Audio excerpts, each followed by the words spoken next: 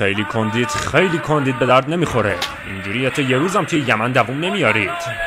این چیه الان؟ اسمشو گذاشتی دویدن؟ نکنی میخوای زیر خمپاره‌ها کتلت بشی؟ اگر بخوام یه مسئله عملیشو برات بزنم اینجوری میره توی شکمت و نفست رو ده. سلام فرمانده.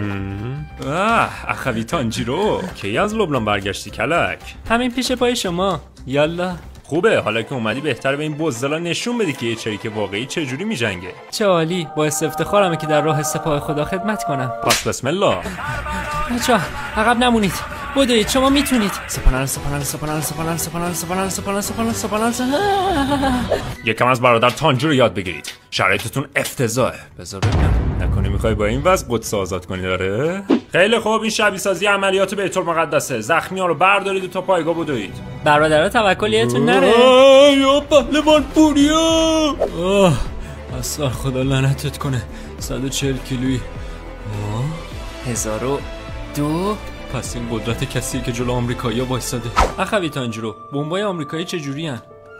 خب میدونید یهو صدای بوم میاد و میبینی که همه رفیقات مردن، اما خب اینجا شهید شدن. این افتخار خیلی بزرگیه. ای کاش من میتونستم جای اونا باشم، واقعا دوست داشتم. حاجی ناموسم به اوتاکی به او بقیه‌شو بذار برای پارت بعد، من نمیکشم.